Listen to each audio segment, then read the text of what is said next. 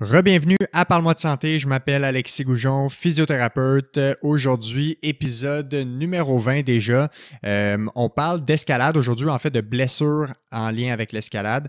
Pour l'occasion, je reçois le physiothérapeute Julien Deschenaux qui, dernièrement, ou en fait dans les dernières années, s'est exclusivement dirigé vers une pratique en lien avec les blessures à l'escalade. Donc, actuellement est un des seuls physios au Québec de mémoire qui ne fait qu'exclusivement du traitement de patients ou personnes blessées dues à l'escalade. Donc, c'est vraiment une passion pour lui, lui-même qui est grimpeur depuis plusieurs années. Donc, Julien est, comme je l'ai dit, physiothérapeute. Il est également conférencier dans le domaine, en lien évidemment avec les blessures et la prévention à l'escalade. Il est également formateur pour les physiothérapeutes en lien avec les blessures à l'escalade. Et premier répondant depuis plusieurs années dans les grandes compétitions d'escalade au Québec, un peu partout. Donc aujourd'hui, c'est un sujet qui va être très centré autour de ce sport-là, mais on va vraiment creuser dans le détail, dans la prévention, dans le traitement des blessures de l'escalade, dans comment on reprend notre saison quand ça fait longtemps qu'on n'a pas grimpé, comment faire certains exercices à la maison pour éviter de se blesser, et également quand on est blessé, quel genre de conseils et quel genre de trucs qu'on doit avoir concrètement pour être capable de guérir ça. Donc, un épisode assez spécifique aujourd'hui, mais qui va rejoindre une partie de la population qui s'intéresse beaucoup à ce sport-là ou des gens qui sont curieux, qui veulent en savoir plus sur ce sport-là également. Donc, voilà pour l'épisode. Et encore une fois, si c'est important pour vous de prévenir ou de faire de la prévention en lien avec tout plein de sujets en santé, n'hésitez pas à vous abonner au podcast, à partager les épisodes. Rejoignez moi sur les réseaux sociaux, sur Facebook, Instagram surtout, Twitter à temps partiel. Et n'oubliez pas que les versions des podcasts en vidéo sont également disponibles sur YouTube pour tous ceux qui nous écoutent, qui écoutent en audio seulement. Donc voilà, sans plus attendre, je vous laisse apprécier cet épisode numéro 20 avec le physiothérapeute Julien Deschenaux.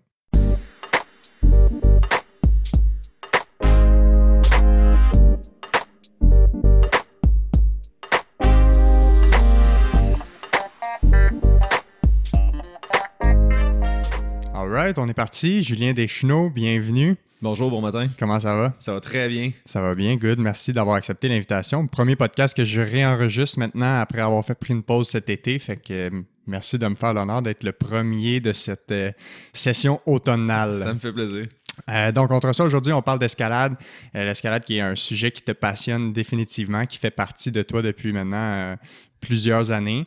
Ouais. Pour que les gens comprennent un peu pourquoi je t'ai invité, d'abord, faisons une petite présentation. Donc, tu es physiothérapeute.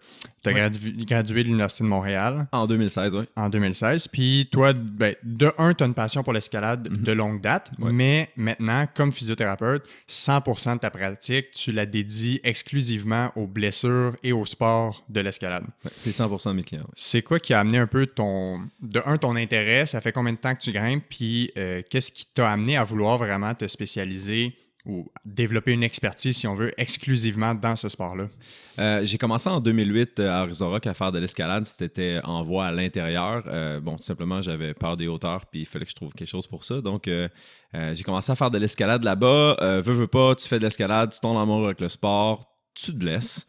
Donc, j'ai eu les fameuses blessures, épaules un peu, des classiques. Puis, je me suis blessé au doigt. C'était aux alentours de 2010-2011 dans ces eaux-là. Et j'ai essayé de trouver quelqu'un pour m'aider pour les doigts. Donc, je me dis, je vais aller voir un physio. Bon, j'ai un historique de me blesser tout le temps. Je faisais du soccer dans le temps. Je trouve des physios, mais personne qui peut m'aider pour les doigts. Finalement, de fil en aiguille, on me réfère à une dame qui s'appelle Barbara Shentland, qui est une ergothérapeute, une thérapeute de la main, qui a enseigné à McGill. Je pense qu'elle a pris sa retraite. Ça fait quand même un certain temps. Et qui m'a expliqué un peu ce que je m'étais fait au doigt, m'a permis de faire de la réadaptation de ce côté-là. Puis il m'a dit, ah, toi, tu veux étudier pour devenir physio? J'étais en train de faire, je faisais mes demandes déjà pour physio. Ça serait le fun qu'il y ait des physios qui s'occupent de la main. Fait qu'elle me drop ça. Moi, je suis quelqu'un qui fait de l'escalade. Je viens de me blesser à la main. J'étais un peu devant l'inconnu. Fait que tout de suite, là, ça m'a commencé à m'intéresser. J'ai commencé à lire un peu. Il y avait presque rien. 2010-2011, là, je pense qu'il y avait à peu près 50 papiers sur l'escalade. Ouais, c'est jeune, hein, la littérature scientifique de l'escalade. Si on compare au football ou à tous les autres sports, c'est vraiment naissant. Là. C'est ça. Bon, avec les années, heureusement, on a des gens très très productif en Europe qui publie, je pense, à Volker Schuffel, à Thomas Wachnhauser, Andreas Schweizer. Beaucoup en Allemagne. Suisse, hein? Allemagne et Autriche. Et donc, ces gens-là qui ont vraiment bâti une espèce d'équipe puis qui vont vraiment publier. Des fois, c'est eux, des fois, c'est de leurs chercheurs, des fois, de leurs assistants. Puis moi, je regardais la littérature, puis je lisais, puis au bout d'un moment, j'ai aussi intégré, j'ai commencé à étudier en physiothérapie, donc je suis rentré à l'université. J'ai continué à faire ça, puis ce qui est vraiment intéressant de cette communauté-là, c'est une communauté qui est très petite, donc qui est très soudée. Et c'est la première fois que tu lis un article, tu te poses des questions, tu écris à l'auteur, puis il te répond. Puis il te répond rapidement, puis il te donne des détails, puis il te réfère à d'autres gens. Fait que le networking s'est fait assez rapidement de ce côté-là. Puis par le temps que j'avais terminé l'escalade, ben, tous mes travaux en physiothérapie, je les avais faits sur l'escalade. Tout ce que je montrais que je lisais comme littérature, c'était relié aussi à ce sport-là. Et ça m'a donné plus d'informations. Bon, j'ai été chanceux aussi à travers mes stages. J'ai fait un stage en classe de main à Pierre-le-Gardeur. J'ai eu la chance de faire mon stage en clinique privée à la clinique Sainte-Agathe avec Vicky Amiot, qui est une ergothérapeute qui s'occupe des grimpeurs depuis je ne sais plus combien d'années. Donc, j'ai été vraiment chanceux sur mon parcours de pouvoir tomber sur les bonnes personnes. Ouais, au bon moment. Au bon moment. Puis c'est grâce à eux que j'ai pu en apprendre plus sur le sujet. Puis tu t'as présenté aussi l'année passée au Symposium canadien. Oui. C'est quoi? C'était médecine sportive d'escalade ou quelque chose comme ça? Climbing Medicine Canada. Donc, dans l'Ouest canadien à Squamish. Dans l'Ouest canadien à Squamish, oui. Donc, c'est quand même intéressant. J'étais allé à une de ces rencontres-là en 2017 à Toronto pour assister. Et j'ai rencontré une collègue physiothérapeute qui savait quand même vraiment cliquer, Evelyne Lajoie, qui était dans l'Ouest canadien à ce moment-là. Et elle est allée dire à l'organisateur: Ah, Julien puis moi, on va faire une conférence dans la prochaine édition, il y a 2 ans. Moi, j'étais là comme, je suis pas rendu là, wow, j'essaye encore d'apprendre, je suis pas. Ouais. Ça faisait pas tant d'années que tu avais gradué non plus. C'est ça non plus, j'étais là, wow, je vais commencer par écouter ce que les autres ont fait, puis je parlerai. Puis finalement, ça s'est quand même accéléré, puis on a décidé de bâtir, on l'a présenté à 2. Je l'aurais pas fait tout seul. Bon, elle a 7-8 ans d'expérience quand même, donc on s'est un peu soutenu de ce côté-là. Puis présenter devant des médecins, des coachs, des entraîneurs, voir un peu c'est quoi la place de la physio là-dedans. Ouais, exact. Puis c'était vraiment intéressant de le bâtir parce que on a bâti une première conférence où on expliquait un peu le rôle de la physio. Puis là, on a présenté ça devant des coachs, devant des entraîneurs, devant des kings qui nous ont dit « Ah, on fait déjà tout ça. » Puis on était comme « OK, bon, ben on va aller quelque chose d'un peu plus profond. » Puis on est vraiment rentré dans est-ce que ça vaut vraiment la peine de traiter, de faire un peu comme exemple le masso ou quoi que ce soit même. Est-ce que ça vaut vraiment la peine d'entraîner, donc d'être l'espèce de coach. Puis on s'est dit non, c'est aucun de ces deux choses-là. Puis si on essaie d'aller dans ces territoires-là, donc se dire ah ben moi je suis physio, mais je veux vraiment faire de la kin, puis je veux vraiment faire de l'entraînement, ou moi je suis physio, puis je veux vraiment masser, je veux traiter mon patient, ben on vient de créer un gros trou entre les deux. Puis notre espace, il est là. T'as une condition, pourquoi tu t'es fait ça? La cause. Qu'est-ce qu'on peut corriger? Trouver la cause. Tu peux être massothérapeute, tu peux traiter les symptômes. Tu peux être coach, je pense que les coachs sont bien placés pour faire de la prévention. Mais quand ces deux choses-là ne fonctionnent pas, je veux dire, la physio, je pense qu'on est vraiment dans le centre de cette équipe-là. Il faut qu'on prenne notre place. Oui, exact. Parce que c'est l'ensemble d'avoir le bagage, on va appeler pathophysiologique. Là. Fait que c'est de comprendre les pathologies, comprendre les blessures, comprendre le pourquoi, dans le fond. Oui, puis de permettre à l'athlète de le comprendre ensuite. Parce que parfois, l'athlète va t'arriver blessé, tu le traites, mais il ne sait pas qu'est-ce qu'il y a. Ouais. Ou le coach va lui dire tu devrais faire ton entraînement, mais il ne sait pas ce que ça va engendrer comme impact, ou que s'il fait mal son entraînement, ou s'il fait mal tel geste sportif, ce que ça va engendrer comme impact. Fait que, ouais, on est là pour corriger le mouvement. Puis, tu es aussi premier répondant dans les compétitions d'escalade au Québec. Oui. Fait que t'es vraiment, tu as le nez en plein dedans, là, dans le domaine, dans le milieu de l'escalade.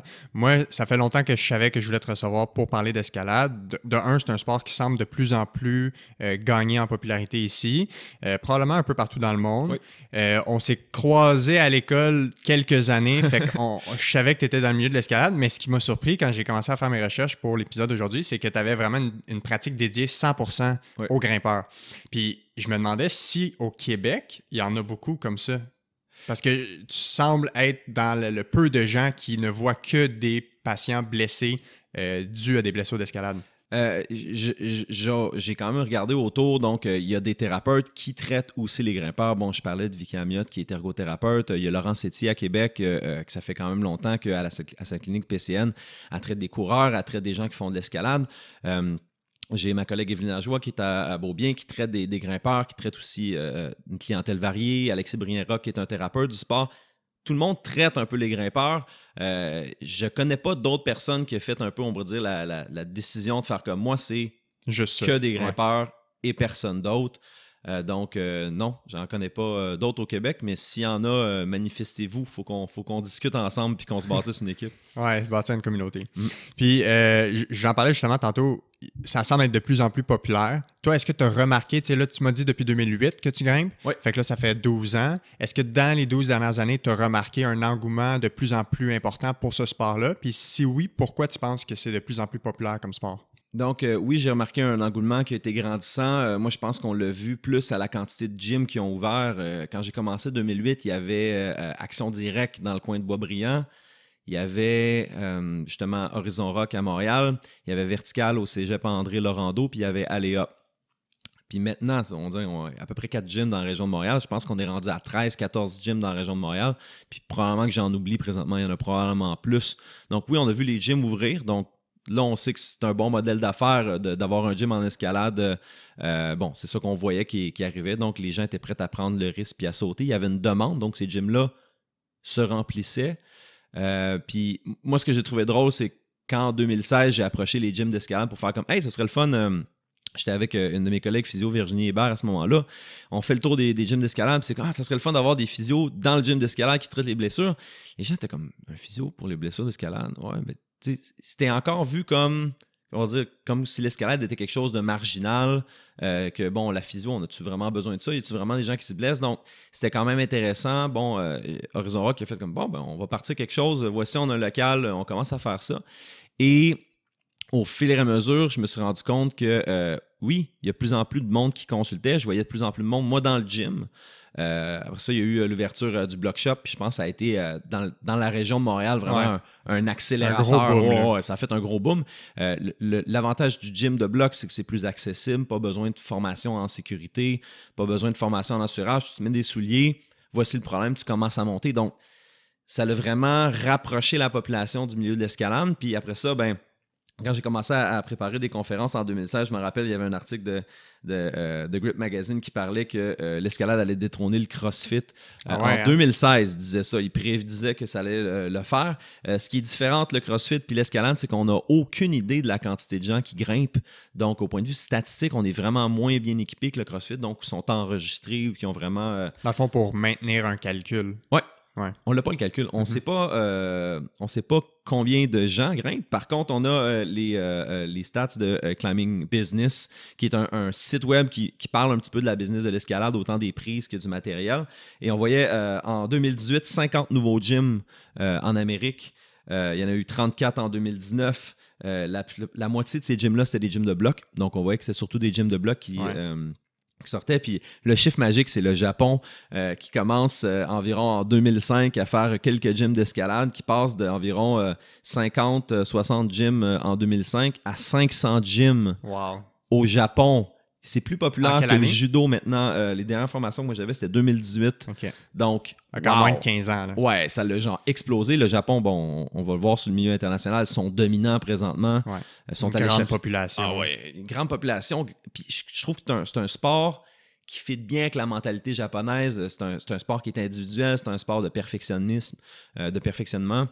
Et ils sont allés chercher aussi tous les anciens coachs des équipes allemandes, donc qui avaient performé dans le temps. Ils sont vraiment allés chercher l'expertise d'un peu partout, puis ça sont bâtis vraiment une équipe. Là, moi, je trouve que c'est redoutable, les Japonais là, sur le milieu international. Oui, clairement. Puis, tu sais, j'ai l'impression que le fait que tous ces gyms-là aient ouvert, puis que ce soit aussi facile d'accès, de faire du bloc, peut-être qu'il y a beaucoup de gens peu sportifs ou peu athlétiques qui ont développé ça comme ou qui ont comme adopté ça comme pratique, comme sport. Donc peut-être qu'il y a justement un peu plus de gens à risque de blessure parce que c'est des gens qui peut-être font pas de sport habituellement.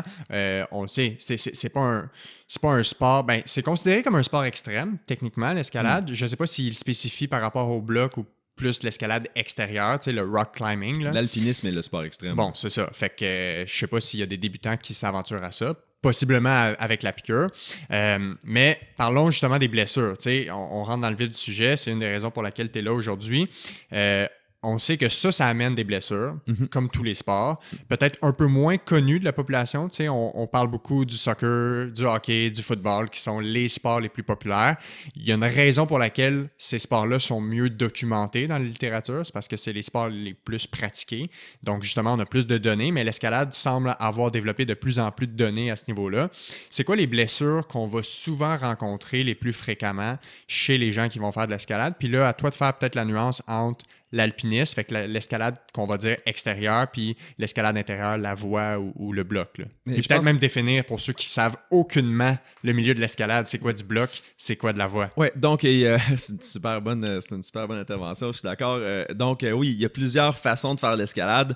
Je dirais la celle qui est la plus proche du sol, c'est le bloc. Donc c'est simplement, on n'a pas d'harnais, pas de système de corde, pas de sécurité, des matelas pour absorber les chocs quand on tombe.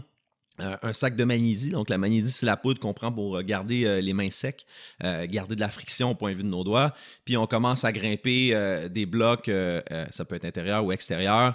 À l'intérieur, en général, c'est aux alentours de 16 pieds d'eau.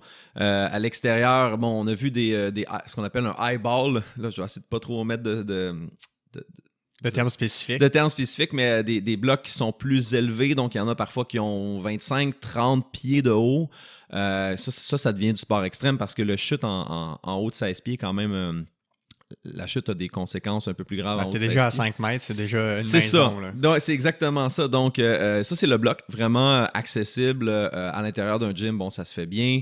Dehors, souvent, il faut aller fouiller, il faut aller chercher dans les endroits où on a une montagne, mais il y a eu des ébolies, il y a des blocs. Donc, des blocs de roches qui se sont détachés. Donc, Val-David, exemple, c'est un bon endroit pour ça. Ensuite, on a l'escalade en voie, qu'on va dire... voie, je pourrais dire, bien encadrée dans un gym où on a vraiment la corde qui est attachée en haut. Donc, si on tombe, il y a peu de chute. On a un système d'assurage. Il faut quand même que les gens suivent une formation pour les sécurités parce que finalement, on tient la corde de notre partenaire. Si on lâche la corde, notre partenaire, il est c'est ça, c'est le partenaire qui est en bas qui assure la montée sécuritaire. Oui. Ensuite, on va aller plus loin. Il y a l'escalade qu'on dit en lead ou en premier de cordée en français, où au lieu que la corde soit en haut de nous et qu'elle ralentisse notre chute, la corde est en dessous de nous. Ça veut dire qu'on grimpe avec la corde sur soi, on installe des protections au mur, et là, si on tombe, ben, c'est la distance entre notre dernière protection 2 fois, plus l'élasticité de la corde. Donc, on commence à chuter un peu plus, on est quand même ralenti, et finalement, je pense que là, on se dirige vers les sports extrêmes avec, exemple, le traditionnel, où au lieu d'avoir des ancrages déjà faits sur la roche, donc quelque chose qui est déjà stabilisé, qui a été drillé dans la roche ou cimenté, on installe nos propres coinceurs, nos propres protections dans la roche. Encore là, la corde est en dessous de nous, mais si on tombe, on tombe la longueur à notre dernière bonne protection, donc celle qui a été bien installée puis qui décide de tenir quand on tire. C'est ça. Finalement, il y a des gens qui vont enlever tout simplement la corde, puis là, ça nous donne des films comme Free Solo, mais c'est marginal, là. C'est extrêmement rare. Et finalement, parce que je considère que c'est encore plus difficile, l'alpinisme, où on va être dans des endroits où l'oxygène est diminué, il y a des gens qui vont faire du big wall en alpinisme. Puis c'est pas Everest, là, on parle de beaucoup plus difficile que l'Everest. Si on compare, exemple, Meru, c'est un film qui est sorti récemment, il y a quelques années, où les gens font de l'escalade de grands murs, vraiment de l'escalade comme on ferait ici dans un gym d'escalade, mais à 15 000 pieds, 18 000 pieds dans les airs. Là, c'est extrême. Il y a une difficulté plus élevée. Oui. Mais justement, il y en a eu des documentaires récemment. Il y a eu justement Free Solo qui était qui suivait un peu l'espèce de quête de monter ce mur-là sans aide, finalement. Là. C'était en escalade libre.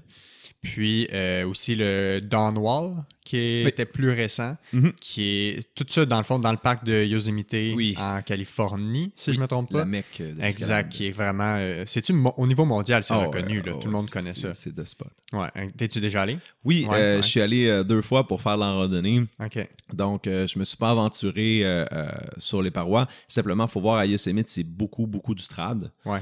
Donc, on parlait de l'échelle, un petit peu de difficulté. Donc, je fais du trad depuis à peu près 2 ans. Puis encore là, cet été, ça a été un bon été pour faire du trad, mais j'en fais encore de façon sporadique. Ouais. le Yosemite, c'est du trad. C'est Ouais, que ouais, du ouais. trad, ou presque. C'est ça, c'est un autre niveau. Ouais. Puis donc, ça peut aider les gens à se situer un peu dans les différents types d'escalade ou différents types de grimpes qu'on peut avoir. Et si on rentre dans les blessures, OK. justement, qu'est-ce qui nous attend comme grimpeur dans les blessures les plus fréquentes? Là? Qu'est-ce qu'on rencontre? OK. Vu qu'il y a beaucoup plus de monde qui grimpe en gym, on va avoir plus de blessures en gym. On a aussi plus d'informations sur les taux de blessures en gym. Donc, présentement, on a des études en Allemagne, en Angleterre pour ce qui est de l'escalade en gym, à peu près entre 2,7 et 4 blessures par 1000 heures. C'est quand même assez bas si on regarde, mettons, les études de Renshaw sur le soccer, qui c'est environ 38 blessures par 1000 heures. On parle quand même des taux de blessures qui est beaucoup moins fréquent, mais quand même, plus de blessures en gym. On va rencontrer les blessures en gym, beaucoup les blessures de surutilisation, donc les blessures aux poulies, les blessures aux épaules, les douleurs aux coudes. Ça va être assez fréquent. C'est quoi les poulies pour que les gens comprennent? Oui, donc poulies, c'est des attaches ligamentaires qui viennent tenir le tendon des fléchisseurs des doigts près des doigts pour que quand on plie nos doigts, ben, on ait un beau mouvement comme on le voit quand on plie les doigts et non pas avoir simplement une corde d'arc qui partirait de le début de notre muscle jusqu'à la fin de notre doigt, ce qui serait pas super fonctionnel. Pourquoi est-ce qu'on les blesse? C'est que c'est très facile d'utiliser la poulie comme on utiliserait, exemple, une poulie pour lever une charge plus lourde. Ça veut dire au lieu d'utiliser la force, on utilise un principe de levier pour augmenter ce qu'on est capable de tirer. Si on est quelqu'un qui manque de force au doigt, ça va modifier la façon dont on va tenir la prise de façon à venir moins chercher notre force musculaire et davantage les poulies. Et ça, c'est une belle recette pour le désastre. Ça veut dire qu'on essaie de tirer plus fort qu'on est vraiment fort. Et là, on utilise un système de compensation qui a une durée limitée. Ça veut dire qu'on est en train de se créer de l'irritation, je pourrais dire, au point de vue fibro-tendineuse entre le tendon et la fibre des poulies. Et ce qui est quand même drôle au point de vue de la blessure en poulie, c'est que quand ça arrive de façon traumatique, les gens vont entendre un pop parce qu'on va vraiment, il y a une partie du tissu là, de la poulie qui va se défaire. Mais théoriquement, on serait mieux de considérer la poulie comme une blessure chronique ou une blessure de surutilisation qu'une blessure traumatique. Ça ne va pas arriver du jour au lendemain qu'on va juste s'installer sur une prise puis que ça va popper. On a fait du travail dans le mauvais sens avant que ça arrive. Fait que ça, c'est la blessure, je dirais, qui est la plus médiatisée, la plus connue. Puis au début, ben, tout est une poulie. Hein.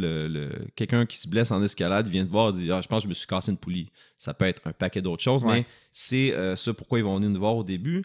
Je parlais beaucoup de blessures aux mains. Si je regarde, je regarde à chaque année un peu mes stats, j'essaie de crasher mes stats.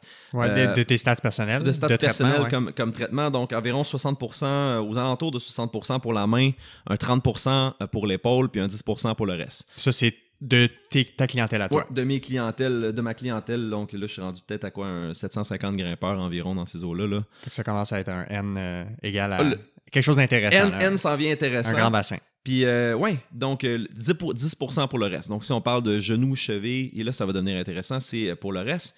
Faisons la distinction entre ce qu'on va aller voir à l'intérieur. Ben, à l'intérieur d'une journée ou d'une séance, on peut grimper beaucoup plus. Tout est accessible. On n'a pas besoin de marcher pour se rendre sur place. On n'a pas besoin d'installer de l'équipement.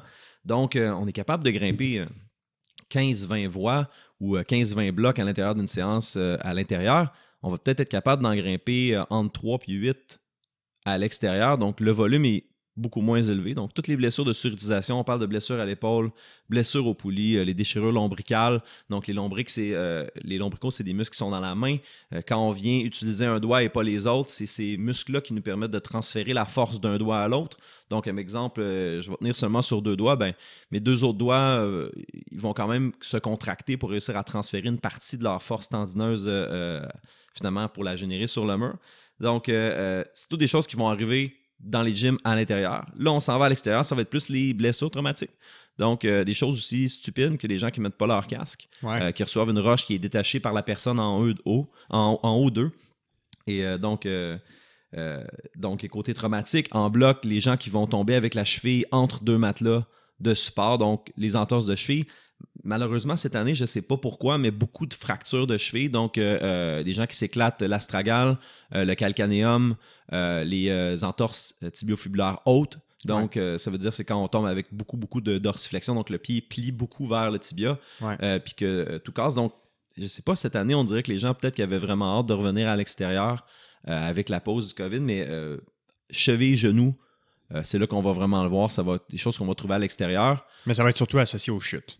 Ça va être surtout associé aux chutes, ouais. En fait, si on grimpe dehors puis qu'on chute pas, ça va bien. Ouais, c'est ça. Fait que ça, ce serait principalement ce qu'on verrait comme type de blessure. Oui. Puis toi, tu sais, autant dans ce que la littérature nous dit, fait que les études, et aussi par ton expérience personnelle, c'est quoi que tu vois dans les causes principales de ces blessures-là? En général, pourquoi les gens se blessent? Alors, bon, on pourrait lancer la balle à Blaise et dire une mauvaise gestion du stress mécanique, et il a entièrement raison. Ouais. Donc trop vite. Trop vite pour ce qui est des blessures à l'intérieur, on le voit, c'est un sport qui déclenche des passions. Okay? Donc, la personne va grimper là pour la première fois de sa vie, puis va dire « Wow, j'en veux, je veux le faire ». Quand on regarde aussi dans les historiques, parce que c'est des questions que je pose à mes patients, beaucoup de patients qui arrivent à l'escalade, ils n'ont jamais réussi à avoir un sport.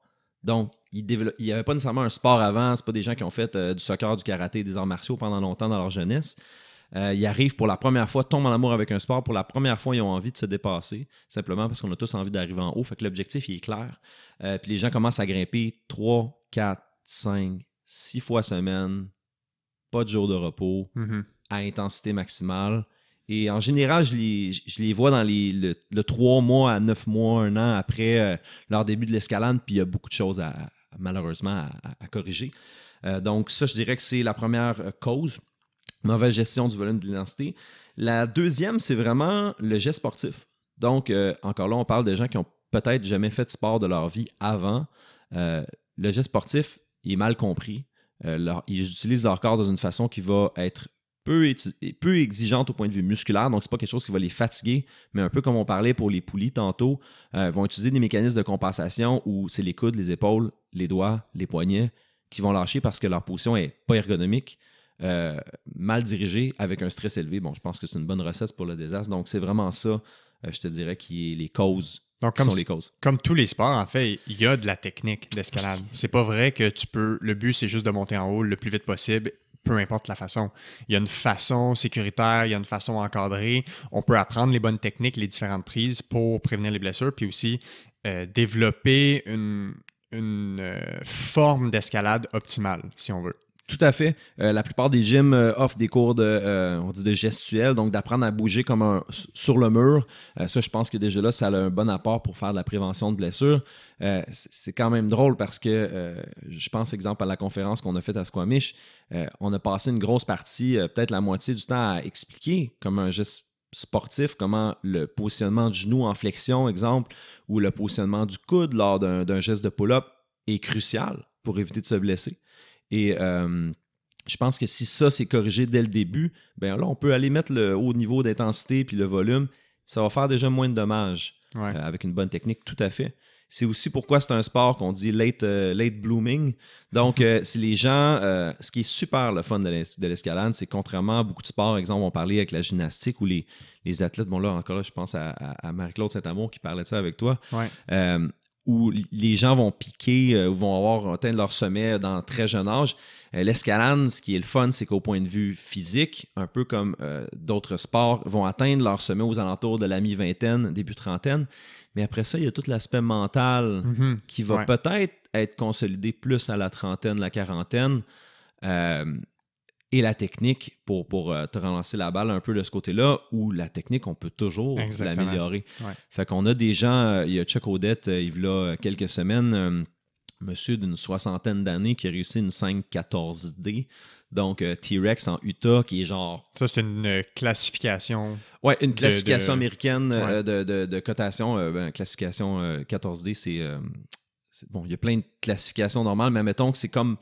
Pas mal dans le expert. Ouais, on arrive dans le expert très avancé et avec une bonne gestion de son entraînement, bonne gestion, bon après ça, tout le reste rentre en compte, le mental, la nutrition, réussit à âge avancé à faire des choses que je sais pertinemment que je serais incapable de faire, à moins que je décide dans les 10 prochaines années de vraiment mettre d'avoir un objectif. Oui, d'avoir un objectif. Là, c'est au-delà de ce qui est atteignable par monsieur, madame, tout le monde. Fait que tu recommanderais aux gens qui commencent l'escalade de prendre à tout le moins 1 ou 2 cours de technique avec un coach qui peut les encadrer dans la bonne façon de faire. Ça serait fantastique si les gens prenaient le temps dans leur première séance d'escalade d'apprendre comment se positionner au mur.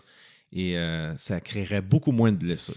Ouais, peut-être moins de job pour toi. Là, je pense qu'il y en aura tout le temps. Il y en aura toujours. Si on peut permettre aux gens d'être mieux équipés, ben c'est le fun. On est un sport qui commence, commençons de la bonne façon. Puis je pense que on a encore là des taux de blessures qui sont relativement faibles par rapport aux autres sports. Si c'est encore mieux encadré pour les premiers moments où on fait de l'escalade, ça pourrait continuer de progresser, je pense, pour dépasser la plupart des autres sports parce qu'on peut le faire clairement de façon sécuritaire.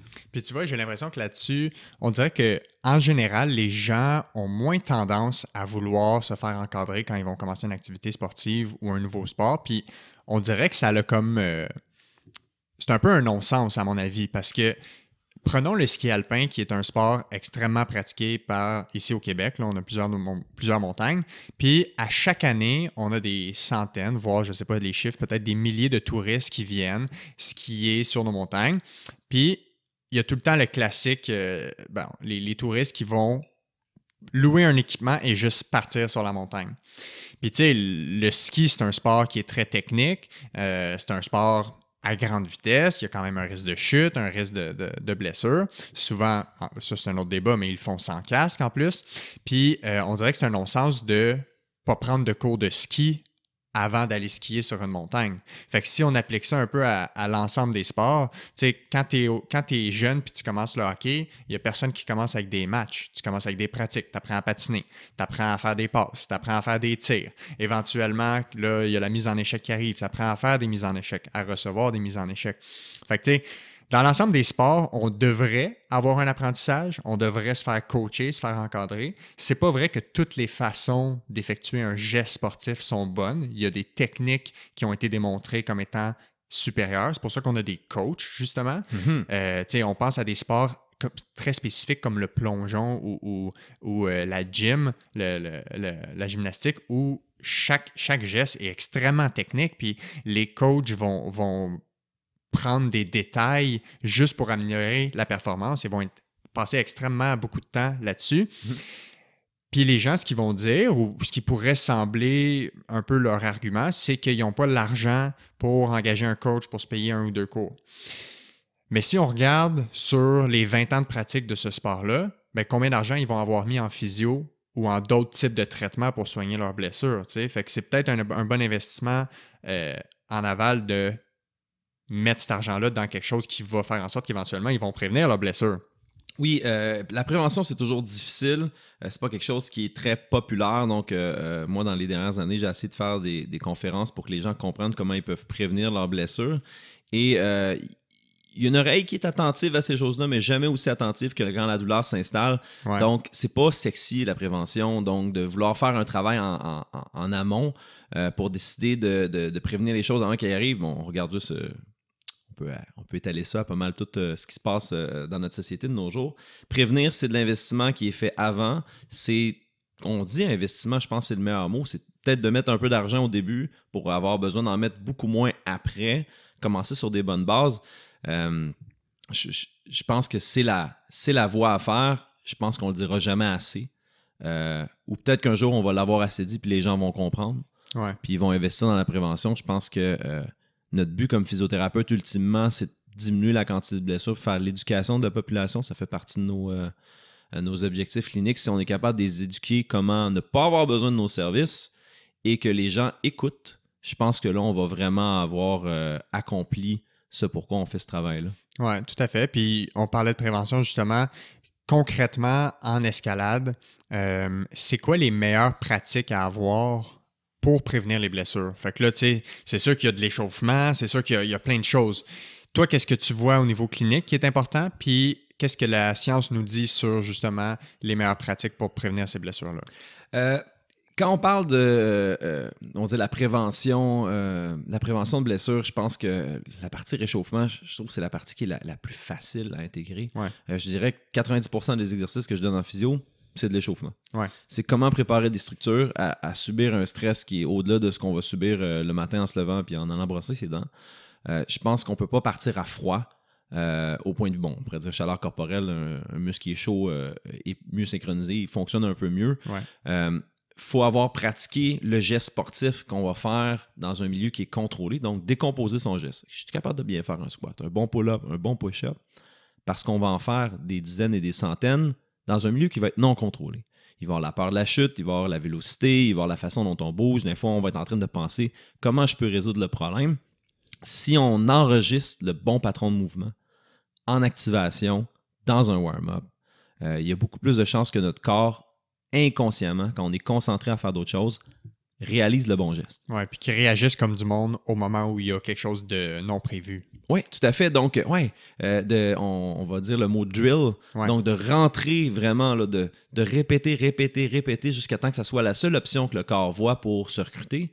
Si la seule option qu'il voit, c'est la meilleure, ben là, crime, on vient d'améliorer notre geste en maudit. Ouais. Fait qu'on prépare notre corps, mais on prépare notre cerveau à grimper aussi. Oui. Par les gestes sportifs que tu parlais. Tout à fait. C'est quand même drôle, mais les patrons de mouvement, c'est quelque chose qui est enregistré. C'est un peu comme on pourrait dire un programme d'ordinateur. Ouais, exact. On va aller chercher tel muscle avant l'autre, on va se positionner de telle façon, il va y avoir une certaine synchronisation. Donc, il faut pratiquer le bon programme et avoir un raffinement de notre programme. Puis là, c'est vraiment le fun parce qu'on va pouvoir se concentrer simplement à grimper, résoudre le problème. C'est un peu comme du Tetris humain, là. Grimper, des fois, le problème est difficile à lire. Et quand notre attention consciente est là-dessus, ben, inconsciemment, notre corps va se positionner de la bonne façon. Puis ça va nous permettre aussi de débloquer des problèmes plus difficiles puis d'avoir l'impression qu'on force pas tant que ça. Donc oui, je pense que ce que je vois dans la pratique puis ce que j'essaie d'intégrer avec mes patients, c'est pratiquer les gestes sportifs. Parfois, ça va être de préparer des structures. Il y a certaines structures qui ont été trop, on pourrait dire, surchargées ou des structures présentement qui sont, on pourrait dire, plus vulnérables à cause des tendinopathies ou des choses comme ça. Donc, la personne, il y a un système d'irritation ou de blessure qui s'est installé et il faut réussir à réchauffer, on pourrait dire, ou préparer davantage ces structures-là qui sont plus vulnérables. Ils ont été un peu maltraités durant les derniers mois, dernières années de leur escalade. Et c'est là encore là, réchauffement, réussir à travailler. Bon, je ne le dirai jamais assez, si on est pour venir tenir 100% de notre poids sur quelques doigts, il faut les avoir réchauffés de façon poussée.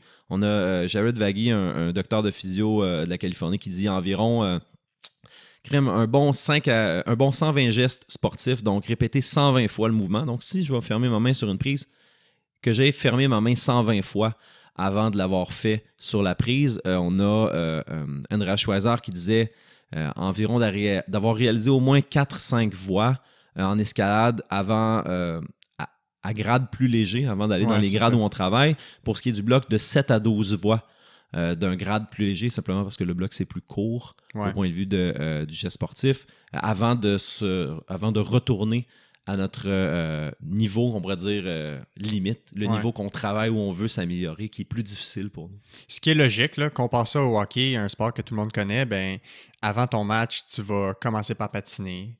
En fait, même avant ça, les gens, avant de s'habiller, vont aller courir, vont être sur le vélo, vont faire des gestes sportifs, des squats, un peu de muscu en échauffement, vont faire des étirements dynamiques qui ressemblent aux gestes qu'ils vont faire. Après ça, une fois sur la patinoire, ils vont patiner, ils vont faire des passes, vont faire des tirs de plus en plus puissants. Après ça, ils vont faire leur match. Il n'y a personne qui rentre à l'aréna et qui commence à faire un match tout de suite. C'est sûr que les gens augmenteraient leur risque de blessure. Puis concrètement, mettons quelqu'un qui s'en va faire du bloc aujourd'hui. Combien de temps il devrait mettre dans son échauffement avant de commencer à grimper? Puis avec des exemples concrets de qu'est-ce qu'il peut faire sur place ou même peut-être à la maison avant. OK. Je pense que si le grimpeur a entre 15 et 25 ans, il va probablement mettre un 5 à 10 minutes à faire du réchauffement. S'il a été bien conseillé, s'il décide de le faire, juste pour dire qu'il y a eu un minimum d'activation. Je dis ça simplement parce qu'à cet âge-là, de un, on n'a pas envie de s'échauffer, puis de deux, le corps est capable quand même d'en prendre un peu plus. Je trouve que le point d'inflexion, c'est vraiment à 30 ans. Donc, moi, j'ai remarqué, j'ai commencé la pratique de l'escalade à 23 ans. Je me réchauffais 5 minutes. J'ai eu les blessures aussi qui sont allées avec. Je pense que d'être passé à 10-15 minutes, c'était quand même intéressant. Puis là, je me vois avancer dans la trentaine. Puis si je veux grimper mon maximum, wow! Je vais passer un bon 30 minutes à faire de l'exercice d'activation. Parfois, de faire de l'activation qui va être sur mesure pour le type de problème qu'on va faire. Donc, si je sais que je vais grimper des choses, là, je ne vais pas utiliser trop de termes, mais des mouvements en compression, où je vais devoir créer beaucoup de force latérale, ben, je vais m'habituer, je vais faire des push-ups, je vais venir serrer des ballons, je vais venir faire un réchauffement qui est sur mesure pour le type de bloc maximum que je vais faire, où je vais travailler des voies qui sont similaires pour être prêt à faire ce geste sportif-là. L'escalade, ce qui est particulier, c'est que tous les gestes sportifs sont possibles. Tous les mouvements sont possibles. Je vous dis, c'est du Tetris humain. Là. Ouais. Fait que si on est quelqu'un qui s'en va, exemple, un athlète qui va aller faire de l'escalade où il a besoin d'avoir un haut niveau, peu importe le type de problème qu'on va lui présenter, qui est inconnu, quand il fait l'escalade, ils sont obligés de faire de l'activation pendant 45 minutes, 1h30 pour qu'il soit prêt à toute éventualité. Puis là, encore là, c'est de voir, il faut être activé, mais il ne faut pas être fatigué non plus. Ouais, c'est ça. Pour ce qui est de monsieur, madame, tout le monde, dans un gym d'escalade, en bas de 30 ans, un bon 5 à 10 minutes à préparer, je dirais, s'il y avait des choses de base, augmenter la chaleur corporelle. Ouais. Si vous êtes arrivé en vélo au gym, bravo, c'est fait. Corde à danser, jogging, et voilà, jumping jack. Ouais. Ce qui est drôle, le jumping jack, les gens vont des fois pitcher les bras dans les airs, puis ça va faire mal la première fois qu'ils vont monter leurs bras dans les airs parce qu'ils passent la grande partie de leur temps à domicile ou à leur travail avec les bras en bas du niveau des épaules. Donc, je pense que des fois, de juste lever les bras en contrôle, c'est drôle, hein, un des exercices que je donne souvent, c'est juste de réussir à faire de l'abduction des épaules, donc de lever les deux bras de côté sans que ça crique, sans que ça claque, en utilisant des omoplates, en venant pas coller trop les épaules dans les oreilles, en trouvant comme l'espèce de juste milieu, le bon geste sportif pour monter les bras dans les airs dans plusieurs directions. Je vais souvent dire aux gens de faire au moins une couple de squats parce qu'on pense beaucoup au haut du corps, mais faire un bon squat, on en fait plein, on est toujours en train de monter le pied, c'est le pied qui nous lève. Hein. Les mains sont là pour nous stabiliser. Beaucoup de tirer. Beaucoup de tirer, faire quelques pull-ups, quelques push-ups. Et si on les fait bien, je parle de perfect rep, là, un super bon pull-up, un super bon push-up, j'ai pas besoin d'en faire beaucoup. Si je fais mon pull-up et j'ai pas la force de le faire, je prends un gros élastique, je l'installe au milieu de la barre, je la mets autour de mon genou, je déleste. Ou je peux même le faire si la barre est accessible avec un pied au sol. Ouais, c'est ça. Ou une chaise ou quelque chose. Je dirais vraiment ça. La dernière partie du réchauffement, je pense, qui est essentielle, c'est les doigts. Donc, de s'habituer de pouvoir plier les doigts. J'aime beaucoup l'exercice de glissement, le GPLU, là, où on fait une griffe avec la main, on fait un point, on fait un L, on fait un U. On vient utiliser chacun des muscles et des tendons différemment de notre main. On fait ça 10, 15, 20, 30 fois. Allez voir en vidéo pour ceux qui veulent voir le geste qu'il a fait avec donc, sa main. Le G, le point, le L, le U, puis on peut ouvrir la main en chacun des mouvements. C'est tellement facile à faire, puis ça vaut tellement la peine. Et de se pratiquer, se tirer sur des prises faciles. Donc, il y a beaucoup de poutres de traction qui sont disponibles dans les gyms d'escalade. Donc, avant de le faire à extrême avec un ou deux doigts, juste s'installer, là, il y a des prises quand même assez, on va dire, classiques. Donc, la prise main ouverte, où c'est vraiment le bout des jointures, donc les dernières phalanges qui vont s'appuyer sur... le bout des doigts, dans le fond. Le bout des doigts. La prise qu'on dit le half crimp, où on va aller chercher la moitié des doigts. Donc, vraiment faire un angle de 90 au point de vue de la phalange moyenne. Puis se pratiquer à tirer là-dessus. On peut le faire avec les pieds au sol. Donc, je tire pendant 3 secondes, je relâche pendant 3 secondes. Juste pour que nos mains développent ce contact-là. Puis c'est fou à quel point, au bout d'une dizaine de répétitions, on va sentir qu'on est plus fort. Qu'à chaque fois qu'on tire, je peux en mettre plus, ça avance très rapidement, c'est des petits muscles, les doigts, mais c'est essentiel de le faire avant de commencer à se pitcher et d'avoir 100% de notre poids. Exemple, si les deux pieds glissent à nos premières voies ou à nos premiers blocs, que nos doigts aient été au moins habitués d'avoir 80-90% de notre poids sur la charge. Clairement. Fait que, tu sais, ça va avec exposer le corps au stress qu'il va devoir subir pendant le sport. Et de la bonne façon et avant d'avoir fait le sport pour se retrouver dans une situation un peu précaire.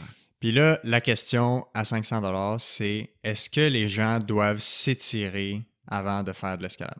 Fait que l'étirement musculaire là, qui est tout le temps, les gens ils se demandent est-ce qu'il faut que je m'étire avant, après? Bon, j'ai enregistré un épisode complet sur les étirements qui va sortir, je pense, cet hiver, là, mais spécifiquement pour l'escalade. Est-ce qu'on a besoin de s'étirer? Puis peut-être faire la nuance dans le type d'étirement, si oui. Non. La réponse courte, peut-être le fléchisseur de la hanche, puis c'est pas mal ça. Je pense pas que ça vaut la peine de s'étirer de façon statique, prolongée avant un geste comme l'escalade où on va avoir besoin de notre force. On veut pas être trop étiré avant de faire un genre de sport comme ça. Je pense que la mode présentement est aux étirements dynamiques, donc on va faire un mouvement. Encore là, quelqu'un qui donne un gros coup avec sa jambe en amplitude maximum à haute vélocité, quand il n'a pas bougé sa jambe de la journée, les grands mouvements pendulaires aux bras ou aux jambes, je suis pas sûr que ce soit la première étape. Je pense qu'il faut faire de la mobilité. Donc, si je vais faire un mouvement au mur, il faut que je l'aie testé. Est-ce que je suis capable de lever mon bras dans les airs? Est-ce que je suis capable de mettre le bras derrière? Est-ce que je suis capable de tourner complètement mon thorax, ma tête? Donc, faire des exercices de mobilité. Je ne considère pas que c'est des exercices d'étirement. Pas besoin de rester longtemps dans la position, quelques secondes, 1 à 2, 3, 4. Sentir qu'on est capable de réaliser sans charge toute la mobilité qu'on va avoir besoin sur le mur. Et si on se rend compte qu'on n'a pas cette mobilité-là en commençant, ben on la travaille. C'est-à-dire, on répète le geste sportif, les exercices de physio s'insèrent super bien. Exemple, je manque de pronation. Ben, des fois, on sait, on peut acheter un glissement, on peut racheter des choses qui vont nous aider à l'atteindre cette pronation en actif. Donc, on est impliqué, on contracte les muscles avant de faire le geste, mais moi, les étirements, j'en ai pas. Ben, aussi, tu sais, si étirements sont pertinents, ce serait...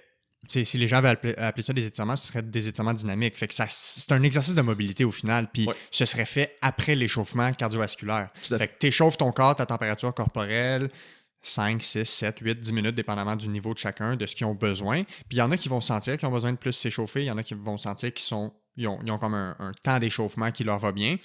S'il y aurait de l'étirement à faire, ce serait de l'étirement dynamique après. Puis comme tu as dit, tu veux simplement préparer tes articulations à aller dans la position qu'ils vont devoir aller. Si on pense à un gardien de but au hockey, il a besoin de faire la splits. Fait que lui, il faut qu'il fasse sa splits en échauffement. Mm-hmm. Fait qu'il n'y a pas le choix d'en faire. Si tu utilises une amplitude de mouvement, il faut que tu la pratiques. Mais un étirement statique où les gens ils se tirent le pied vers l'arrière pour étirer le mollet, puis ils tiennent ça 1 minute, 2 minutes, ben on le sait. La science dit que les études démontrent que mettons, vulgariser simplement, on endort la capacité du muscle à générer de la force rapidement. Fait qu'on peut nuire à la performance sportive dans ce cas-là. Tout à fait. Ce qui est intéressant, je regarde les athlètes qui s'étirent pour essayer de gagner de la mobilité. C'est quand même quelque chose qui est redondant. Quand, mettons, je traite avec plus de l'athlète de haut niveau, ils vont développer des amplitudes extrêmes à l'épaule et à la hanche. Ils font plein d'étirements pour se rendre à la hanche, mais ils viennent jamais travailler, exemple, dans un très deep squat, dans un mouvement, exemple, d'overhead, avec les bras vraiment loin vers l'arrière. Ils vont l'étirer, ils vont jamais venir travailler dedans. Fait que, ils vont la perdre. Oui, de un, ils vont la perdre, mais de deux, ils ont la flexibilité pour se rendre là. Ils ont la mobilité pour se rendre là, mais leurs muscles ne savent absolument pas quoi faire là-bas. Fait que, ils vont être capables de monter la hanche plus haut que d'habitude. Ils vont arriver, ils vont monter la hanche, puis ça va spasmer, ça va coincer ou ils vont se blesser. Ouais. Simplement parce que si on augmente notre amplitude de mouvement, il faut travailler activement pour que nos muscles savent quoi faire dans cette amplitude de mouvement-là. If you don't use it, you lose it. Yeah. Fait qu'il faut l'utiliser, sinon on la perd. Fait qu'on a couvert beaucoup de choses en termes de prévention. Fait qu'on a couvert l'échauffement. On sait qu'il y a des chutes en escalade. Oui. Fait que tant qu'à ça, j'imagine qu'il y a des techniques pour tomber. J'imagine qu'on peut apprendre à tomber. Tout à fait. Donc, si on regarde au point de vue de le bloc, où il va y avoir plus de chutes parce que simplement, c'est pas ralenti par la corde, d'aller chercher, encore là, cours d'introduction, cours de gestuelle, des choses aussi simples que de passer de faire un deep squat pour absorber toute la vélocité de notre chute, de venir s'installer, de venir, à partir du moment qu'on a un contact de nos pieds au sol, venir balancer sur les fesses, rouler sur le dos. Ça, c'est pour la chute simple. Si on fait une chute latérale, il peut y avoir la roulade en venant envelopper une épaule puis rouler d'une épaule à l'autre. Quand on a des bons matelas de chute, quand on a de la superficie, c'est facile d'aller disperser toute cette énergie-là. Il y a des athlètes qui vont aller chercher des cours de parcours. Ouais, parce qu'ils c'est exactement ça, à ça que je pensais. Exactement. Donc, comment est-ce qu'on peut, on peut dire, répartir ou absorber une partie de l'énergie de notre chute pour la rendre plus sécuritaire? Si on fait le transfert pour la voie, bien encore là, je pense que ce qui est vraiment intéressant quand on regarde le premier de cordée, c'est de ne pas se retrouver, d'être capable de localiser les moments où on va être dans des chutes qui sont compromettantes ou des chutes qui sont dangereuses. Un bon exemple, c'est si on est en train de grimper avec la corde en dessous de nous et qu'on est en train de faire un mouvement et qu'on décide d'insérer le pied derrière la corde. Ça veut dire entre la corde et le mur.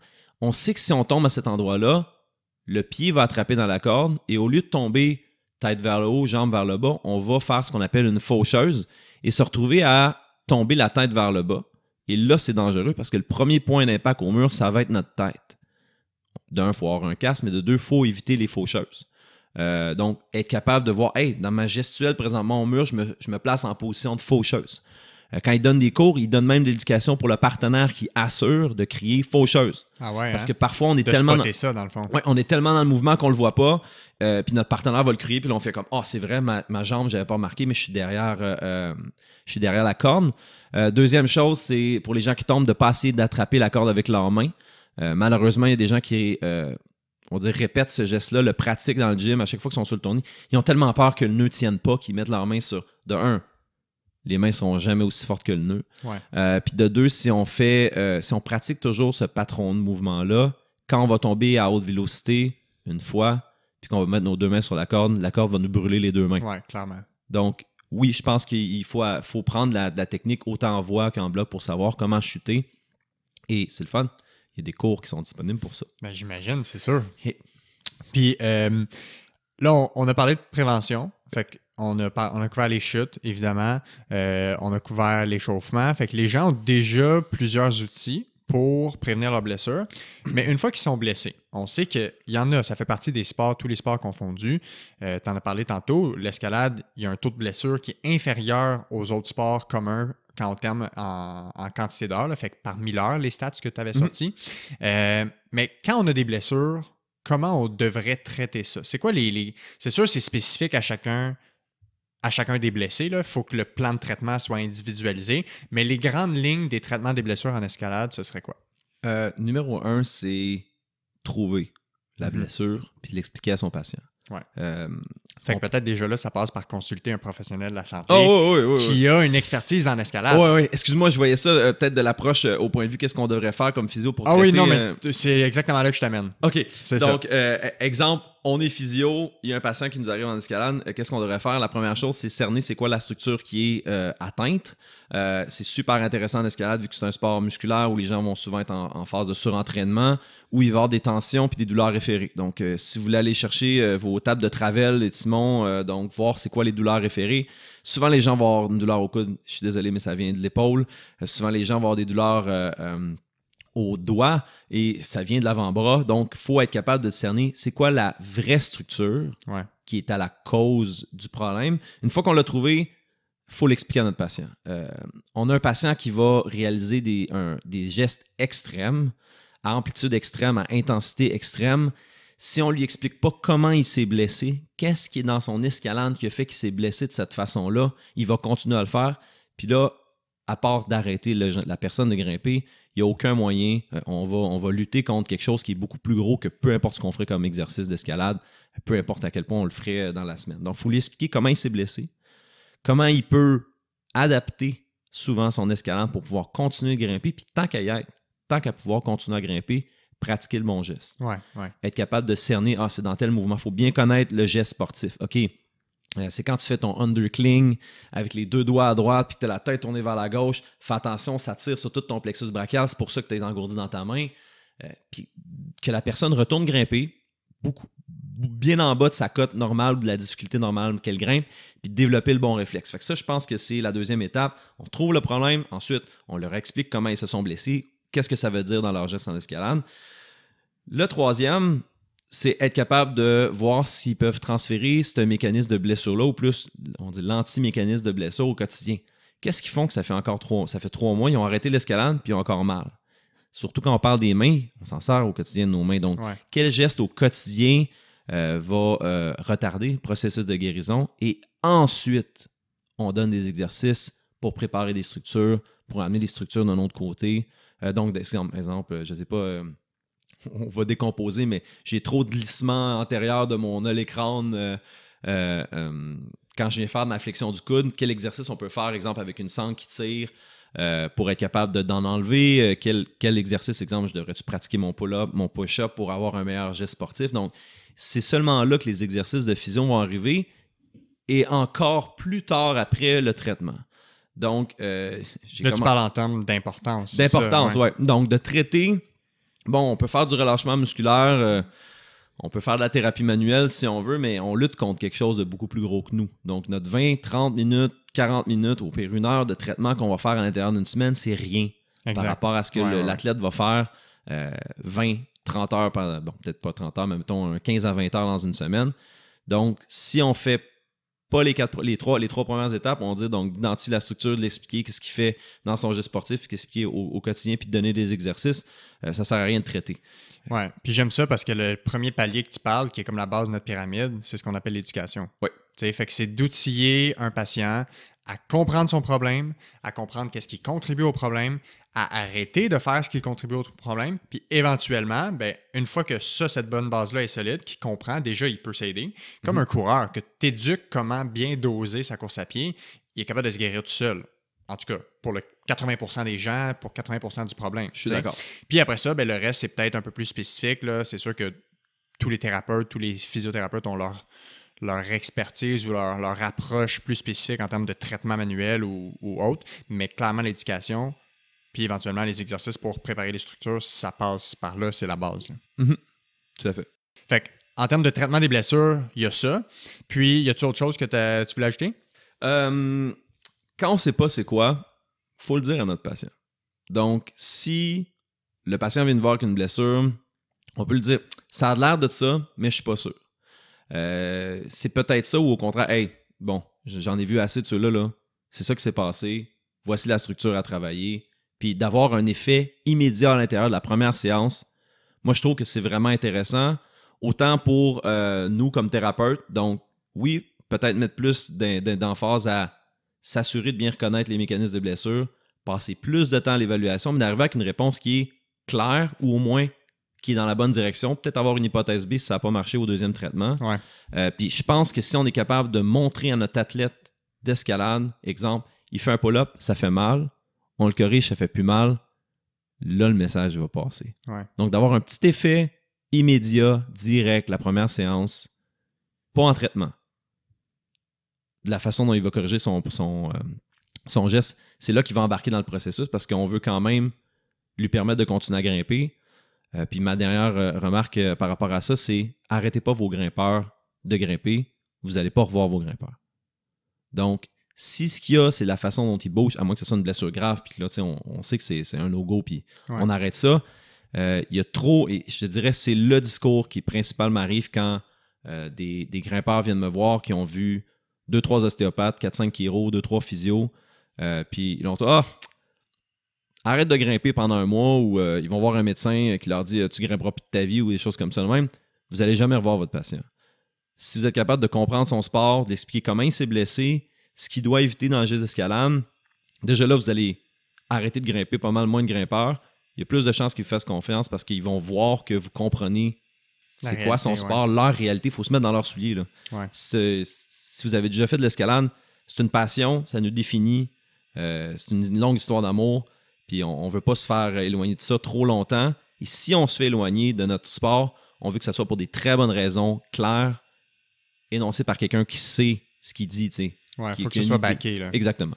Mais c'est drôle parce que t'en avais parlé au début, puis ça m'est sorti de la tête un peu, mais t'as parlé que les gens qui font de l'escalade, souvent, c'est des gens qui vont devenir quasiment accros. Puis ça a été documenté. Oui. Que c'est le genre de sport, encore une fois, dans la catégorie plus sport extrême, qui amène les gens à pouvoir développer une réelle dépendance. Puis moi, la réflexion que j'ai eue en lisant ça, c'est est-ce que ça met les gens plus à risque de blessure? Tu penses? Ça vient nuire à leur jugement. C'est drôle parce que je pense à une patiente, donc je communique beaucoup par courriel avec mes patients, donc je pense que j'ai au moins peut-être un 30-45 minutes par jour à répondre à des questions par courriel. Et il y a beaucoup de gens qui disent comment ça se fait que, exemple, je suis dans une séquence présentement où je me blesse. L'épaule, le doigt, le genou, la hanche, la cheville, à l'intérieur d'un 5-6 mois. Et c'est que les gens ont un peu perdu le contact avec leur corps, ils ont un peu perdu, les signaux d'alarme, ils ne passent plus. Ouais. Les gens, souvent, sont en train de travailler sur des choses qui sont beaucoup plus difficiles que ce qu'ils sont réellement capables de faire physiquement, à cause qu'ils ont une bonne préparation mentale ou des fois simplement un déni des risques, vont se mettre dans des situations inutilement dangereuses. Ça peut être des positions au point de vue des risques de chute, mais simplement au point de vue de hey, mon épaule est carrément en dessous de son articulation, puis pourtant, j'essaie encore de tirer avec. Ouais. Donc, le signal d'alarme va disparaître. Parce que ces gens-là, de un, la peur peut complètement brouiller le signal. Et de deux, le besoin de se réaliser, le besoin d'accomplir. Des fois, c'est con, hein, mais si on n'arrive pas en haut, on ne peut pas redescendre sur une montagne parfois. Donc, le besoin de se rendre au maximum vont faire que les gens vont négliger les signaux d'alarme que leur corps va donner. Et oui, ça augmente le risque de blessure. Oui, parce que j'ai l'impression que c'est un pattern qui pourrait arriver chez les gens qui ont justement un type de sport qui peuvent les amener à développer ce genre de dépendance-là. Un peu de perdre l'espèce de rationalité, de pratique, d'écoute de son corps. Puis, tu sais, on le sait, dans les blessures de surutilisation, c'est un peu moins clair parce que ils vont pas nécessairement avoir un élément déclencheur franc de la douleur d'un coup. Mais, tu sais, dans les blessures traumatiques, c'est très clair que si tu écoutes ton corps dans les jours précisément où ça arrive, c'est la meilleure façon de gérer ta blessure. Fait qu'on en a parlé dans l'épisode 1 justement avec la fameuse prise en charge des blessures aiguës là, que les gens vont avoir bien de la difficulté à respecter. Puis également en termes de, soit en prévention ou juste comme bonne pratique pour un grimpeur, est-ce qu'il y a des exercices que les gens devraient faire? Tu sais, j'ai des amis qui grimpent puis ils vont se tenir dans leur cadre de porte ou tu sais, ils vont faire de la grimpe intérieure au plancher ou des choses comme ça. Est-ce que ça, c'est une pratique que toi, tu recommandes? Est-ce que ça a été démontré comme étant utile? Qu'est-ce que les gens... Parce qu'il y en a qui grimpent une fois par semaine, 3 fois par semaine, mais il y en a qui grimpent une fois par mois. Ouais. C'est peut-être eux aussi qui préparent un peu moins bien leur corps. Fait que toi, qu'est-ce que tu dirais à ce niveau-là? Je pense que l'escalade et la course ont des points en commun au point de vue que c'est des gestes techniques, c'est des gestes répétitifs. Je pense que faire de l'escalade une fois par mois, c'est pas assez. Je pense que faire de l'escalade une fois par semaine, c'est correct si on veut être capable de garder son niveau, mais on va pas pousser le niveau, puis on va pas essayer de s'améliorer puis d'augmenter nos cotations si on grimpe une fois par semaine. C'est trop de stress trop rapidement à l'intérieur d'un trop court laps de temps. Donc, je pense que un peu comme la course qu'on va en faire, par exemple, 3-4 fois semaine. Idéalement. Idéalement. C'est pas la réalité de chacun qui leur permet ça. Je pense que l'escalade, il faut faire... Si on veut se maintenir au niveau ou augmenter notre niveau 1 à 2 fois semaine, ça, c'est si on ne fait pas d'entraînement complémentaire chez soi. Si on décide de faire de l'entraînement complémentaire chez soi, c'est tellement simple. Donc, une barre de pull-up, faire un bon pull-up, faire quitte des suspensions. Pas obligé d'être en mouvement, c'est très statique. C'est rare qu'on est en train de faire des pull-ups à tous les gestes. Donc, d'être capable de se faire d'une suspension, simplement une barre, bien engager nos omoplates, se pratiquer à faire ça, faire des tenues. Pour les avancer, avoir un élastique dans une main et puis le bras dans l'autre, puis faire des suspensions à un bras, puis regarder les différentes positions où on va se retrouver. Faire des squats, deep squats, avec une bonne technique, des pistol squats, c'est facile à faire quand c'est... En tout cas, là, il faut se rendre à pouvoir le faire, mais c'est facile à faire chez soi au point de vue matériel. Et le hangboard. Je pense que s'il y a une chose qui est sous-utilisée, c'est la poutre de traction, le hangboard, donc des prises d'escalade où on peut se pratiquer à tirer. Pas besoin d'être suspendu sur des prises d'escalade. C'est très rare qu'on va avoir les 2 mains sur une prise d'escalade avec les 2 pieds qui pendent dans le vide. En général, on n'est pas loin de la chute. Donc, pied au sol, puis se pratiquer juste à tirer avec une bonne position sur nos mains dans les différentes positions. Donc, par exemple, la prise ouverte au bout des doigts, la dernière phalange, la prise half crim sur la deuxième phalange. Il y a des gens qui vont prendre les prises en pincée. On vient faire l'opposition avec le pouce, puis ils vont vouloir les tenir encore là. Un peu comme un crabe, là. Oui, un peu comme une prise de crabe, mais de le faire dans la bonne position. Une autre prise qui s'appelle le sloper ou le plat, où on va avoir que la friction et une flexion du poignet pour être capable de tenir sur des choses-là, encore là, avec la bonne technique. Se pratiquer à faire ça. Les gens qui ont de la misère à le faire chez eux, de se dire « Hey, aujourd'hui, je vais faire une séance de hangboard ou quoi que ce soit », je leur dis « Mettez le hangboard, poutre de traction, mettez-le dans votre carte de porte. À chaque fois que vous traversez la porte, faites 2-3 tenues de 4-5 secondes ou 1 minute à tenir, exemple 3 secondes 1, 3 secondes 9, ça vous fait vos 10 reps. » Puis concrètement, un hangboard ou comment t'appelles ça? Une poutre de traction. Poutre de traction. Concrètement, c'est quelque chose que tu achètes? Ah oui, ou que tu peux te faire chez toi. Tu pourrais te faire chez toi. Tant que ce soit avec des bons matériaux sécuritaires. Exactement. Pas le bois pourri de l'hiver dernier. Exactement. Respectez les cartes de porte de vos propriétaires si vous êtes locataire. Donc, pas nécessairement se tenir aux moulures. Ce qui est très drôle, c'est que si vous pensez que vous êtes dans un logement ou dans un endroit qui est moins solide, essayez pas de tirer avec vos 2 mains, tirez avec une main. Je veux dire, vous allez pouvoir générer le double de la force en effectuant la moitié de la contrainte sur la poutre ou sur le cadre de porte. Tu as des beaux cadres de porte, Alexis, ici, pour faire ça. Donc, ça vaut la peine juste de se pratiquer à tirer. Si on grimpe juste une fois par semaine, se pratiquer une autre journée à la semaine à tirer, il faut que ça soit fait avec la bonne technique. Il y en a sur Internet là, des révisions de concrètement, qu'est-ce que les gens peuvent taper ou toi, t'en as-tu sur ta page Facebook de sources ou est-ce que les gens peuvent trouver sur Internet des bons guides d'exercices de pratique d'escalade? Moi, sur mon site physioescalade.com, je parle simplement des grandes lignes. Je ne donne pas d'exercices en particulier parce qu'on a tous besoin d'exercices différents. C'est ça, c'est spécifique à chaque condition. C'est spécifique à chaque condition. Si on veut du general training, je pense qu'il y a quelques sites qui sont super bons. Il y a le site climbingdoctor.com d'un de mes amis, Jared Vaghi, en Californie. Super type, vraiment, vraiment bien décrit. Autant pratique pour les thérapeutes que pour les patients. Cool. Où il décrit des blessures, où il décrit des gestes généraux. Il a aussi écrit un livre, Climbing Injury Free, qui donne 250 exercices, il ne faut pas tous les faire, mais qui donne des idées d'exercices d'échauffement. Il y a Eric Horst qui a le site Training for Climbing et qui a les livres Training for Climbing moi, je pense, bon, il y a plusieurs éditions. À chaque édition, ça devient de plus en plus comme une espèce de whole package. Bon livre, Training for Climbing de Eric Horse, pour aller voir ça. Je pense que c'est pas mal les grandes lignes des choses qui est disponible. Il y a un site qui s'appelle Training Beta Podcast, qui s'appelle trainingbeta.com, trainingbeta.com, où on va avoir des capsules. Donc, ils vont rencontrer des nutritionnistes, ils vont rencontrer des grimpeurs, ils vont rencontrer des coachs, ils vont donner des trucs généraux. Parfois, peut-être des trucs trop spécifiques, puis là, ça devient une erreur. Là, comme on dirait, one size fits all fits nobody. Ouais. Si c'est trop général, c'est peut-être pas l'exercice qu'on a envie de faire. Puis ça n'existe pas, là. 5 exercices pour guérir le cancer. Ouais, c'est ou ça. pour Guérir tout, là. Ouais, donc, il faut que ça soit... 3 trucs pour ne plus avoir mal au dos. Là. Exactement. Fait faut être spécifique à qui on est. Peut-être aller voir, genre, un coach, si on veut augmenter nos performances.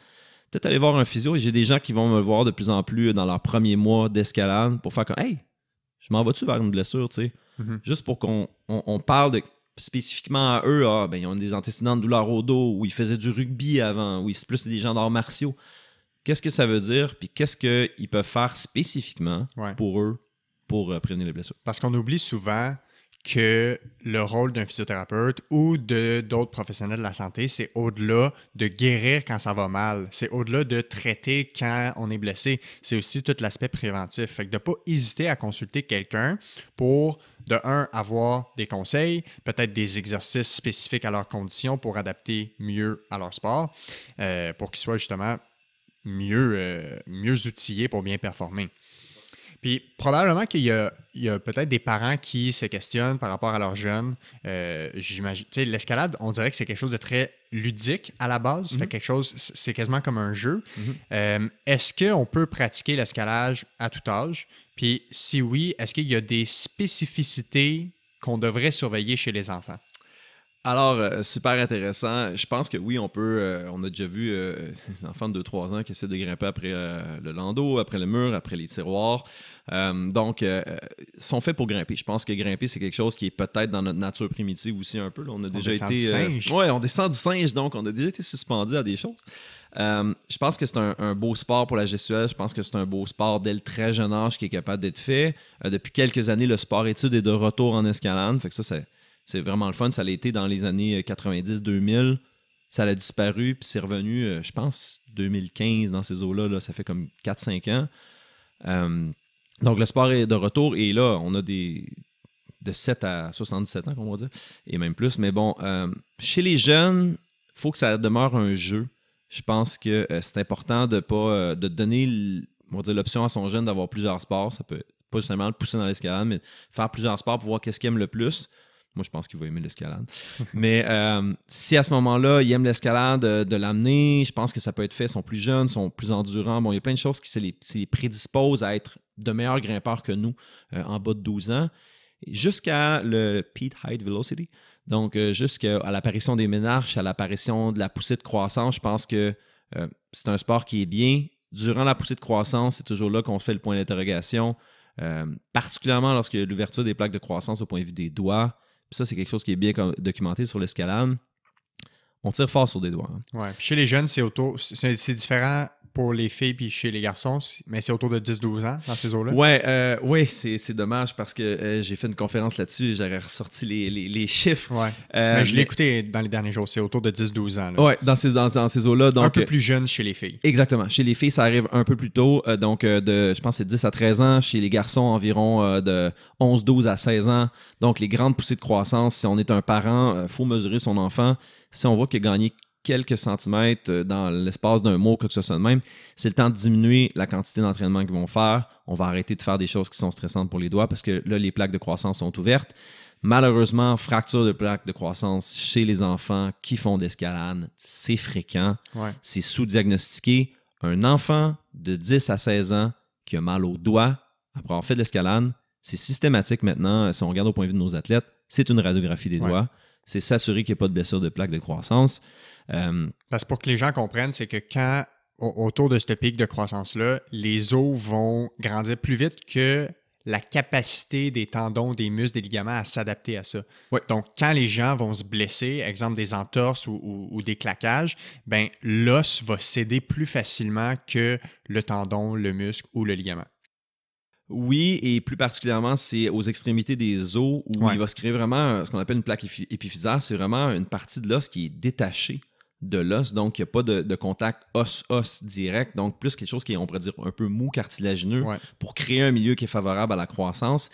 Et on a ce qu'on appelle des fractures de type saltaire. Donc, si on se retrouve à avoir une fracture qui va casser à l'endroit où il y a cette plaque de croissance-là, ça vient modifier, ralentir, compromettre la croissance de cet os-là. Donc, on a des gens, exemple, fracture d'une plaque épiphysaire à un doigt, grave, où ils vont avoir un doigt où la phalange, exemple, la deuxième phalange va moins pousser, ou va pousser à ce moment-là avec plein de protubérances osseuses, plein de matériel osseux qui va aller après ça irriter tous les tendons. Donc, il y a une condition qui s'appelle le Extensor Hood Syndrome ou l'irritation de l'aponévrose digitale dorsale qui vient de gens qui ont eu des blessures à l'escalade ou, c'est par exemple comme le judo, mais des fractures au point de vue des doigts à jeune âge et que ça va créer, on pourrait dire, un milieu qui va être propice à développer des problèmes quand ils vont être en haute performance plus tard. Ouais. Il faut absolument, pour les enfants dans leur poussée de croissance qui font de l'escalade, surveiller ça. Il faut des radiographies, il faut que ça soit atteint. Et c'est un arrêt complet de l'escalade jusqu'à 3 mois selon la gravité. Donc, c'est je pense, le focus de Climbing Canada présentement. C'est le focus de tout le monde qui est en médecine du sport pour l'escalade, pour les gens. Puis évidemment, il faut que ce soit... Ces décisions-là doivent être prises par des professionnels de la santé qui ont une expertise en escalade, qui comprennent. C'est pas, en entendant ça, les parents ne peuvent pas autodiagnostiquer leurs enfants. Il faut vraiment consulter un professionnel de la santé. Oui, il faut consulter. Ce qui est intéressant, c'est qu'avec le sport-études, il y a le coach qui est là, il y a souvent un thérapeute qui va être associé, donc il y a des contacts. Il faut référer rapidement. En cas de doute chez le parent, il faut avoir cette information-là. Mais de façon générale, un enfant dans sa poussée de croissance qui a mal au doigt, à l'escalade, on l'arrête, on regarde c'est quoi, on s'informe, on consulte. Ouais, faut que ça allume une lumière. Oui. En concluant, j'aimerais ça qu'on donne... ça fait déjà au moins 1h10 environ qu'on jase. Là. Passe vite, hein? En concluant, j'aimerais ça qu'on fasse un petit peu... On cible certaines clientèles spécifiquement, puis que tu me dises, mettons, les 2-3 conseils les plus pertinents pour cette clientèle-là. Fait que, par exemple, en commençant, qu'est-ce que tu donnerais comme conseil à quelqu'un qui n'a jamais grimpé de sa vie puis qui veut commencer l'escalade? Je commencerais... c'est une très bonne question. Wow. Première fois qu'on fait de l'escalade, commencer de sa vie, c'est sûr que je commencerais avec un cours de gestuelle. Je prendrais le cours d'introduction au complet. J'attendrais vraiment qu'on m'explique c'est quoi avant de mettre les doigts sur le mur. Je m'assurais d'avoir du linge confortable, c'est qu'on va dire, mais du linge confortable, d'être bien échauffé, d'avoir fait un peu de vélo stationnaire, même si j'en ai jamais fait de ma vie, d'avoir chaud. Parce que c'est plus difficile de se réchauffer au point de vue corporel et cardiovasculaire avant de faire sa grimpe. Puis d'aller dans les cotations les plus basses. Puis d'avoir fait toutes les cotations basses du gym avant de faire la cotation qui est un peu plus haut. Ça serait ça mon conseil. Oui, c'est commencer graduellement, finalement, un peu comme n'importe quoi. Archi graduellement. Parce qu'on a envie des fois de la faire, la belle rouge, là, toute flash, là, qui vient juste d'être installée. Là. Ouais. C'est une V3, c'est une V4, c'est notre première fois, on touche pas ça. Ouais. Qu'est-ce que tu dirais au grimpeur qui est habitué de grimper, puis qui est actuellement blessé et qui grimpe sur ses bobos? Donc, il y a de la douleur en grimpant et qui continue. Se filmer. Donc, demander à ses partenaires de regarder comment ils grimpent, de la façon dont ils se positionnent. De un, ça va aider son thérapeute s'il décide de consulter. Puis deuxièmement, des fois, on a tellement une mauvaise proprioception sur le mur de ce qu'on est en train de faire. Et le gars va voir, exemple, je dis... C'est-à-dire la perception du corps la dans perception du corps, oui. Et mon bras, il est où présentement quand je grimpe? Que juste de se voir en vidéo, exemple, ça me fait mal quand je grimpe ce problème-là, puis de regarder c'est quoi la position de notre épaule, même si on n'a pas de base en biomécanique. D'un fond, il me semble que c'est un peu weird comme position d'épaule. Ça me semble mon cou il est vraiment crispé. Il me semble que j'ai l'air à mal forcer là-dedans. Je dirais, ça, c'est la première intervention à faire. La deuxième, jamais grimper 2 jours de suite. Donc, laisser le temps à son corps de récupérer. C'est la première chose, la deuxième chose à regarder, vu que la première, c'est vraiment de se filmer. Ouais. Puis la troisième, je dirais que c'est de consulter. Donc, c'est pas censé faire mal au doigt. De un, ça, c'est un no-go. Là. Pour moi, c'est un mythe. Ouais, c'est pas censé faire mal au doigt, à part, l'abrasion, oui, t'appuies sur tes doigts, mais c'est pas censé être raqué des doigts. Il n'y a pas de muscles dans les doigts. Il y a des muscles dans la main, mais il n'y a pas de muscles dans les doigts. C'est pas censé être ça. On a des gens qui grimpent depuis 20-30 ans que leur culture, c'est no pain, no gain. No pain, no pain. Ouais. C'est pas la voie à aller chercher pour les doigts, en tout cas, en escalade. Fait qu'il y a probablement une surutilisation, une surcharge quelconque si les gens ont tout le temps de la douleur. Ah oui. Parce que c'est normal d'être courbaturé de la main, des bras, des avant-bras, des épaules, à la limite des jambes. Mais ça ne devrait pas durer 4, 5, 6 jours. C'est le genre de courbature qui devrait durer 24 heures, peut-être des fois 48 heures au pire. Ouais. Là, Le bon vieux DOS. Ouais, exactement. Qu'est-ce que tu dirais à la personne qui croit qu'elle est trop vieille pour continuer à grimper? C'est faux. De un, c'est un sport, comme on avait dit précédemment, que c'est du late blooming. Donc, c'est un sport où toute l'expérience, la technique, le bagage, le mental peut avoir une super influence. Je pense que, surtout pour les projets en extérieur, souvent, nous, les jeunes, on ne va pas travailler assez longtemps, on ne va pas être assez disciplinés puis assez persévérants pour faire des projets difficiles. On va laisser 2-3 fois, puis on va abandonner. Ouais. Je pense que les personnes d'âge avancé ont cette patience-là, cette discipline-là souvent de le faire. Je pense qu'avec une bonne technique, c'est possible de grimper en santé, sans problème, jusqu'à 75 ans facilement. Puis on en voit là, quelques-uns de nos grimpeurs ici au Québec qui en font encore, là, exemple de la grimpe de glace à pas loin de 80 ans ou qui tirent encore plus fort que toi puis moi. On ne sera jamais capable de tirer à l'âge de 50 ans et plus. Donc, c'est un beau sport pour ça.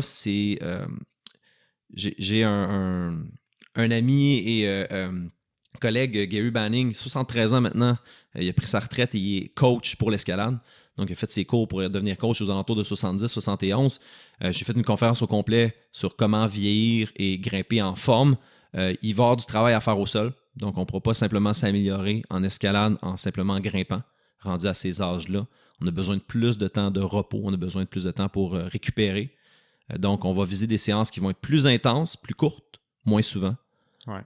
Puis on va être capable de continuer à s'améliorer puis de briser les limites loin de notre âge. Clairement. J'aime ça, moi, quand on catégorise pas les sports par âge, parce que je pense qu'on fait souvent, tu sais, ah non, si t'es trop vieux pour courir, t'es trop vieux pour ci, t'es trop jeune pour ça. Puis je pense que bien encadré, bien dosé, avec le bon entraînement, à quelques exceptions près, il n'y a pas de limite à ce qu'on est capable de faire. Il s'agit juste de bien le faire. Tout à fait. Écoute, merci beaucoup de ton temps. Merci d'avoir, j'espère que tu as apprécié ton expérience. Ça fait plaisir, c'était super le fun. Merci d'avoir prêté ton temps, ton expertise aussi pour le podcast. Je sais que tu as une page professionnelle comme physiothérapeute, aussi pour divulguer un peu d'informations par rapport à l'escalade, si tu veux donner les informations pour que les gens puissent te suivre. Donc, on peut aller sur ma page Facebook, Julien Deschenaux Physio, Deschenaux, DESCHENEAUX. Sinon, le site physioescalade.com, physioclimbing.com. Donc, c'est quand même assez facile, tout dans un mot.com, pour avoir plus d'informations. Fait que si les gens ont des questions plus spécifiques, soit ils peuvent l'écrire dans les commentaires du podcast, puis je t'écrirai, oui. ou ils peuvent t'écrire directement sur ta page Facebook. Exactement, ou m'écrire à julienlephysio@gmail.com. Je réponds chaque jour. Bon, voilà.